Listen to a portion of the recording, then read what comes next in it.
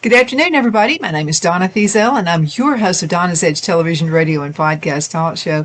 Thank you so much for watching every day, Monday through Friday, beginning 2 p.m. on the Eastern Time Zone, as I get to ride along with you when you go home. I love doing that. You can find us on television. We are syndicated on Abundant Television, found on Roku, Apple TV, and Amazon Fire. Don't forget the podcast on thenewscasters.com and the biggest radio station, country station in South Carolina, WZLA. Make sure you check us out there as well.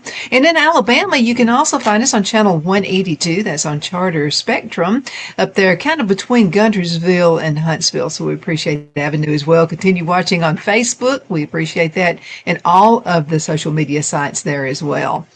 Again, send email. We love that. Donna at donnasedge.com. Donna at donnasedge.com. I have Alan Mendenhall with me right now. It's always such an honor to have you on the show, Alan. Thank you. Well, thank you, Donna. We've been doing this for over 10 years, and I plan to count after this episode how many of them we have done. Do so, because I'm going to tell you something else I dug up out of the china cabinet is the very first mug I had.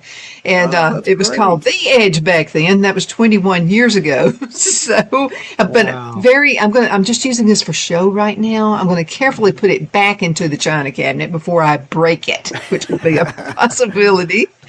So you have in your travels, and you've been doing a lot of things. Let's talk about the Smithsonian. Yeah, so the House just held a hearing on the Smithsonian Institution, and in particular, the Museum of American History, because of the ideological capture there. So President Trump issued an executive order to investigate the Smithsonian for ideological capture, and this report came out. It's over 160 pages, including endnotes, and it reveals a lot of disturbing things. For example, the American History Museum is ignoring our founding fathers, including Thomas Jefferson. In the year of the semi-quincentennial, the chief author of the Declaration of Independence is being neglected, and George Washington is being neglected. And alternatively, things like the Southern Poverty Law Center's education materials are being used to educate teachers. The Smithsonian has an educational function, a Teaching the Teachers program. And they're using Southern Poverty Law Center materials, which, of course, we know the Southern Poverty Law Center is compromised, and it is currently under indictment by the feds and going through the legal processes there. And the Alabama Attorney General has recently subpoenaed SPLC as well. So the SPLC is a compromised organization and has been largely discredited. And yet the Smithsonian has been using its materials. The Smithsonian was also using the largely discredited 1619 Project and some of its materials. But beyond that, the emphasis has been on grievance and politicizing exhibits to focus on, for example, gender fluidity or issues of sexuality, and really casting America in a purely negative light, talking about America's racial history as something that is purely negative rather than as a success, something that we overcame and something that we really made progress on. I mean, Americans really ought to be proud of our history of ending the Atlantic slave trade. I mean, it was really the United States and England that led the way in ending slavery, at least chattel slavery, globally. And part of that has to do with the ideals of the Declaration of Independence. I mean, our founders were motivated by Enlightenment ideals of human liberty, natural rights, human equality, combined with sort of Christian teachings on the inherent dignity of every human person. So these are profoundly Western values. And Western civilization did not start slavery, but it did put an end to it. And America is really the culmination of Western thought, from Jerusalem and Athens to Rome and London, and We have a British political thought influencing us. We enjoy a tradition of rights that were articulated from Magna Carta to the Petition of Rights to the Bill of Rights and habeas corpus. And those are manifest in our Declaration of Independence, in the Constitution. And so we have much to be proud of, and we ought to treat those things as heroic. And by contrast, the Smithsonian is treating things like deported illegal immigrants as heroic, as heroes. And that's just wrong. Absolutely, it's wrong. So I want to ask a question. This is pretty like a everyday walking around American would be asking, why is it more important to have Archie Bunker's chair in the Smithsonian? Why is that more important than our history? Well, the answer is it's not more important. Now, I will give it to people who do curation. It's a difficult task because you can't put everything in there. So you have to make choices. But if you are putting a chair in there from television, it begs the question, is that more important? Exactly what you said. Is that more important than George Washington? Are we going to erase George Washington? And it's not that George Washington is completely missing. There's some references to him, and there's some items about throw him a few things in there. Throw a few things in there. But we're talking about the first president of the United States. We're talking about the man who did not allow our country to descend into monarchy. He could have been king if he wanted to. And yet he stepped down, and that set a precedent that presidents followed for a long, long time until we had to, amend our Constitution to prevent multiple terms after FDR just wouldn't get out. But George Washington is an astounding figure. I took my children to Mount Vernon earlier this month, and they were fascinated to go to Washington's tomb. And my son said, "I can't believe we're sitting here looking at George Washington's tomb. His body's in there somewhere." And I was like, I know. It is pretty amazing, isn't it? Absolutely, it is. And those things are so important, and even I mean, every country has a few things. What were we thinking when we did that? But I wanted to ask you another question. Of all the presidents of the United States, which president is most represented in the Smithsonian? Well, I don't know, like empirically, quantitatively, who is the most represented. So I don't know the answer to that. But I would suspect you would find some fawning language over recent Democratic presidents, which I recently saw when I went through the National Portrait Gallery in February. I noticed that basically every single painting had some sort of acknowledgement of enslaved people, whether the person owned an enslaved person, whether an enslaved person had some type of contribution to the painting itself, whether the painting featured an enslaved person in the background. That was really the emphasis.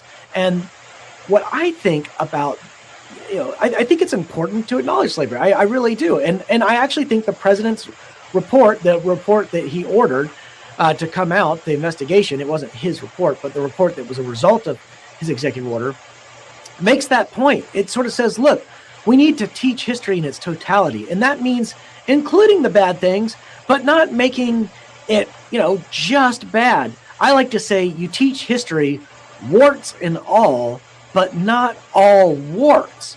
Meaning, you talk about slavery and you acknowledge it as a sin that it was, and you provide the important information about it, but maybe it's something triumphant that we were able to overcome an institution that had been around since antiquity. I mean, basically every major civilization had practiced slavery, from the Mesopotamians to the ancient Greeks to the ancient Romans to the medieval Islamists to, you name it, the Aztecs, the Incas. It was a universal system, and humans did something great by overcoming it.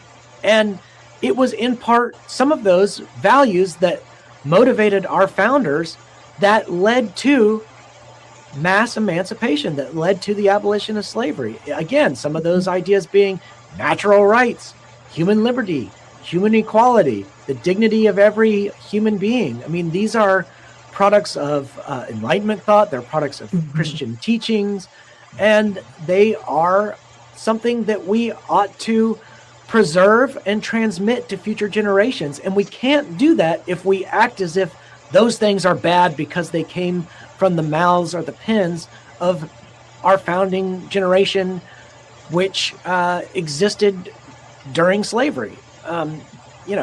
We need to we need to acknowledge slavery, but we also need to recognize what our country has done to put an end to it.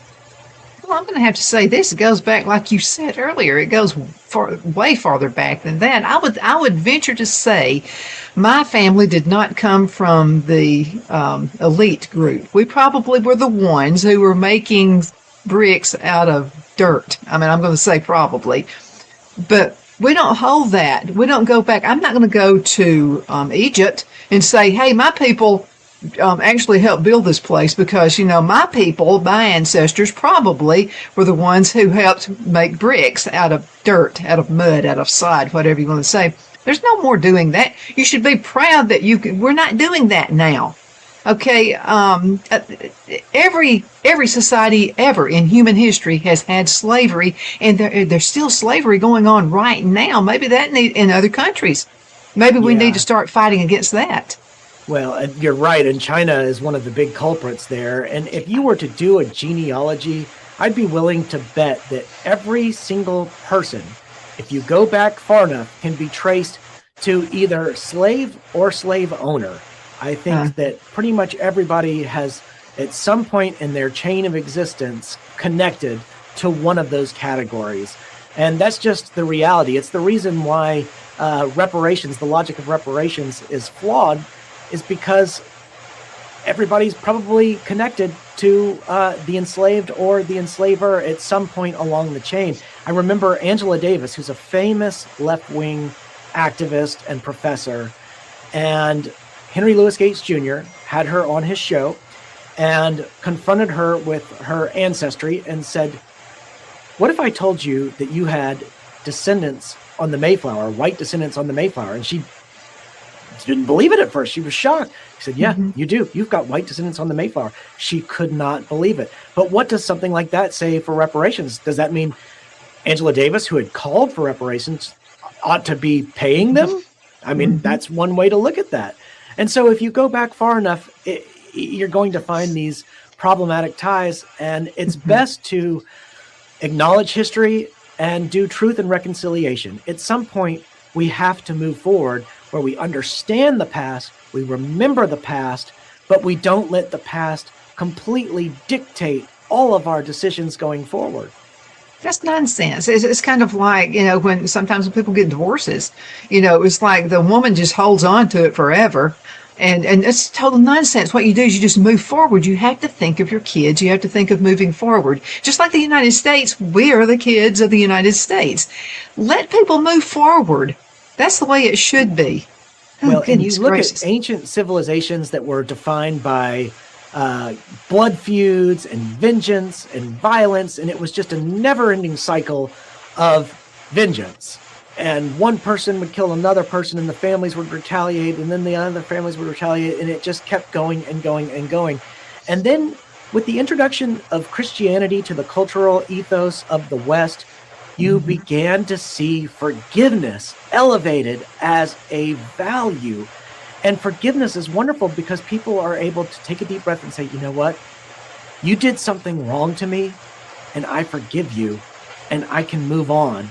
And that provides a particular form of relief and a psychology that is just healing to everybody. And it enables people to move forward constructively.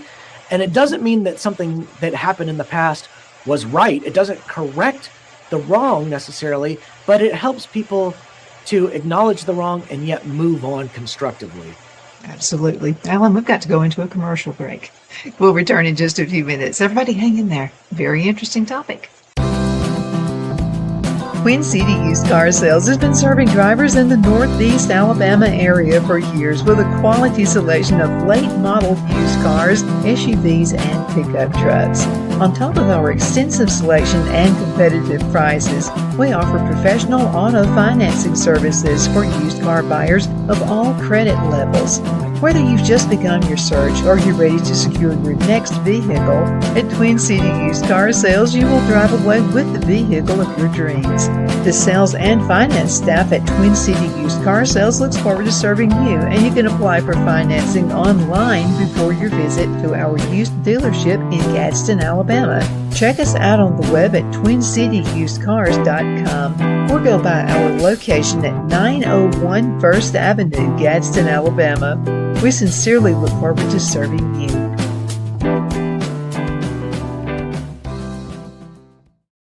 You know, finding the right home isn't just about bedrooms and square footage. It's about comfort, security, and the feeling you get the moment you walk through the door.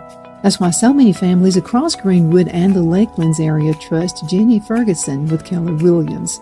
And I'll tell you from personal experience, Jenny was my realtor, and she truly cares about her clients. Jenny takes the time to listen, to understand what matters most, and to guide you every step of the way, whether you're buying your first home, upgrading, or ready to sell. Because this isn't just a transaction, it's your life. With local knowledge, personal care, and a commitment to getting it right, Jenny Ferguson makes the process simple and even enjoyable. So if you're thinking about buying or selling, now's the time to make your move. Call Jenny Ferguson with Keller Williams in Greenwood today and take the next step toward a place you'll truly love coming home to. Good afternoon, Sunshine. Medical Minute brought to you by Dr. Chuck with Lakeland's Chiropractic, where an ounce of prevention is worth what? A pound of cure. So what is the Beamer? Okay, now the Beamer uses very gentle pulse to electromagnetic signals. This will stimulate healthy muscles and it supports the temporary blood flow. Now let's talk Beamer and circulation support. Now the Beamer gently supports natural circulation in healthy muscles. Now that's what I call natural health.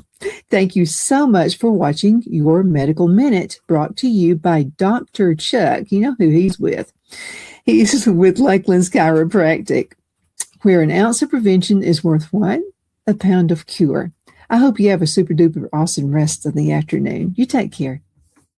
Shine your style at Kiss My Glass right here in the Anderson Mall. There's a place where style meets sparkle. At Kiss My Glass, every piece is handcrafted, custom designed, and made to shine just like you.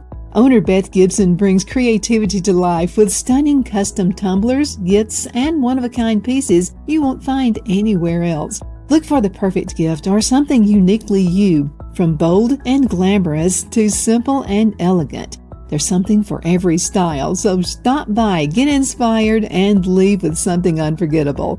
Kiss My Glass inside the Anderson Mall, Anderson, South Carolina, where your sparkle begins. Be sure to check out Kiss My Glass on Facebook for updates and specials and gift ideas.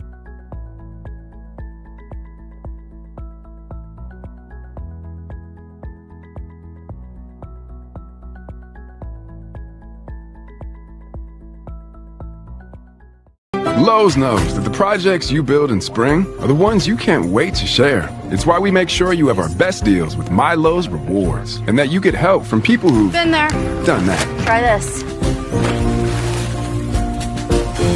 This spring, we'll help you build something rewarding. Hey, Stan! What's up? I made you something. Oh, thank you! I got something for you. You grew these? Of course. Lowe's knows how to help you spring. Good afternoon. We are back. Thank you so much for watching. My name is Donna, and I'm your host of Donna's Edge Television, Radio, and Podcast Talk Show. Got my very good friend Alan Mendenhall with me right now. We're talking a little bit about history and how you can overcome things. You know something, Alan? I remember fresh out of high school, I remember going to a small college to begin with. I thought I wanted to be an accountant. I really did. I was quietest in school, and I pretty much wasn't hung out in the library, and but I decided really quick that's not what I really wanted to do, and then started taking some business subjects and things like that. So I said that to say this. What we do is we start out with something, then we evolve. But you have to grow to do that. You have to think about, I didn't dwell on, I don't think I like it being an accountant sitting in a little back room somewhere. I moved on beyond that, but taking the accounting classes really helped me in the business world, So what we have to do is just take what we learned and just go for it, make it a learning curve. I agree. And what I hear you saying is that history has to be important to build a future. And what I see happening at the Smithsonian and elsewhere in higher education in particular, remember I spent most of my career in higher education, is a desire to deconstruct and destroy and dismantle. And I really think that these desires have their origin in Marxist theory. Now, hear me out. I mean, that sounds hyperbolic. Yes. It sounds like an exaggeration. And it's not the classical Marxism of Marx and Engels that focused on economics and whether the proletariat would rise up and overthrow the bourgeoisie. It was really a new iteration of Marxism that developed during the 20th century as cultural theorists and literary theorists and philosophers realized that the workers never rose up over the capitalist. And so they decided to reconfigure Marxism to fit cultural desires. And they recognized that there were what Louis Althusser, a French theorist, called ideological state apparatuses, things like churches and schools and forms of higher education and the media and corporations. And what Marxists began to do, and this is from Gramsci to Erich Fromm to Althusser to Stuart Hall, there are very many of them, is advocate capturing those institutions, because they realized that those are the institutions that socialize people into discourse, that condition people to accept particular ideological premises. And if those institutions could be captured by Marxism, and this again couldn't be a subtle thing. I mean, it couldn't be an obvious thing. It had to be a subtle thing. Otherwise, people would put a stop to it. But if they could subtly infiltrate those organizations, then they could spread their ideas throughout society. And I think that's why you see the Democrats that were freaking out in this most recent House hearing, why they are so upset about these hearings on the Smithsonian, is that we're uncovering and exposing the drift of Marxism into our institutions, and they don't want us to find out. And frankly, that's what's happened. And it's time to put a stop to it and eradicate our institutions, especially our premier institutions. The Smithsonian, teaching American history, ought to adhere to its original mission and educate Americans about our country in a patriotic way, in an inspiring way that is positive. And again, that requires acknowledging negatives, but also putting them alongside the positives and telling a constructive story that will enable us to build institutions for the future. As you just said, we have to build a future. We can't just make a future that tears things down. Absolutely. But if you don't experience some of the bad stuff, you're not going to know what to overcome for other people. I mean, that's in a nutshell right there. And those are things that, I mean, you don't just dwell on it. You pick it up and you go. I just mentioned that you and I always have a show behind the scenes. So we were in commercial break. We were talking about my daughter-in-law, who is from Russia. And so I asked her if there was anything she misses about Russia, and she said no. She said, I don't like socialism, and she's the first one who totes the flags around here, about, and she's fluent in Russian. I mean, she's just, she's got it all together when it comes to that, but she doesn't want to go back to that kind of a lifestyle. So I was trying to get something good out of her. I said, well, is there anything you miss about Russia? And she said, gooseberries. And I was a gooseberry. And then she said something from a goose, and she goes, no, it's just a berry. It's kind of like a grape, and it's kind of like a little sour kind of a thing. And she said, I really do miss gooseberries. And I'll show a picture of what one looks like. You can get them this color. You can also get them another color. I mean, they are fantastic. I didn't know that you could actually grow those things in America. I did not know that. So I found some seeds, and I'm thinking I'm going to surprise her, because this is a good thing she likes about Russia. And so planted the seeds and didn't tell her about it. And so she comes around looking at the garden, and to her surprise, there are gooseberries. And she is tickled to death. So she and I are together. This is an American with a Russian. Together, we're going to make some jam next time she comes to the house. So, but she's just, I mean, she was just proud that I brought that up about the gooseberries. Well, and I'm just glad to know that a goose doesn't lay those things. I mean, I'll eat an egg that comes out of a goose, but if a berry comes out, I think I'm not going to find that too appetizing. Probably not a good thing. But what we can do is find common ground, and we did. We found common ground. And that's the thing about slavery. Slavery wants to conquer and divide. And that's what communists want to do. They want to conquer and divide us all, have us all mad at each other, what have you. And I mentioned to you before, I have friends who are just Democrats, and they are socialists to the hip. They think that's the right thing to do. One is a guy I went to school with. And so the guy is an avid gardener, and he would argue with me on every single person who was on the show, and that I didn't know what I was talking about and all this kind of stuff. And I would not argue back. And I would just say, I love you. That's all I would do. And I would let it go. So finally, I thought, this is enough. He just won't stop. I think he just wants me to tell him I love him. And that's why he does this. So anyway, I said, you know what? You are such an avid gardener. You need to be focusing on teaching classes to people who know nothing about gardening and who know nothing about foraging, because he can walk out into your yard and tell you what the edibles are. And so now that's our discussion. We talk about gardening. I will not talk politics because I'm not going to change and he's not going to change. But I said this, we've got to respect each other. We have to respect other people's decisions, not roll our eyes, not say they're crazy, not say they're stupid, none of that stuff. And that's what's been going on for the past few decades. It's called conquering and dividing. And I'm not going to let it happen in my life. Well, I agree with you, and I am guilty of that sometimes myself, but I've found it's very difficult to change someone's mind if you're just yelling at them, if you're just arguing with them. But if you show them by the way you behave, or if you present them rational arguments, not in a combative way, but you just present arguments in terms of step 1, step 2, step 3, in terms of logic, that people are more attracted to that than they are just yelling and just name calling, ad hominem stuff. Absolutely. Both my granddads, one was a Democrat, one was a Republican. They would sit on each other's front porch talking about why they were a Republican or a Democrat. And so that's how I grew up. It was a healthy thing. Now, my parents were divided too. One was a Democrat, one was a Republican. And I'm going to tell you something else. I asked them one time, I said, why do you even vote? You cast each other out every time you go vote. Well, they were both so stubborn. They said, we're going to go vote. That's what we're going to do. So I grew up in an era that you vote no matter what. You can be with a fever and you still go and you vote. And that's what we've got to do. We've got to go out. We've got to vote. We've got to respect other people's opinions without arguing. And that's just what we've got to do. And I promise you, it will end all of the nonsense that we're going through right now.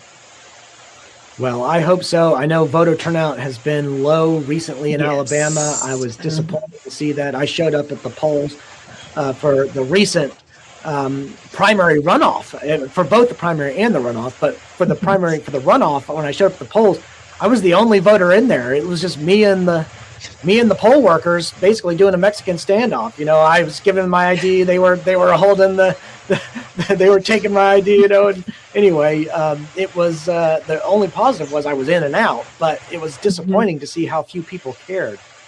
Well, our Lindsey Graham here in South Carolina passed away. So we're going to have another election. This is going to be the third one Phil and I will be going to. And I encourage everyone in South Carolina, please go out and vote. But do research first. If you don't research, you don't need to vote. But do some research. Don't have someone else tell you how to vote. You do it your own self.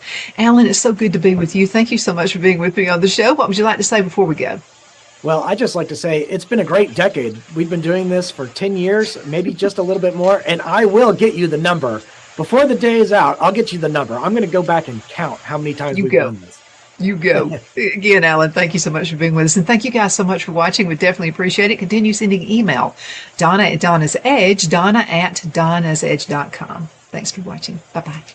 Because of your overwhelming support, our 1488 MyPillow has been one of the biggest sales in MyPillow history.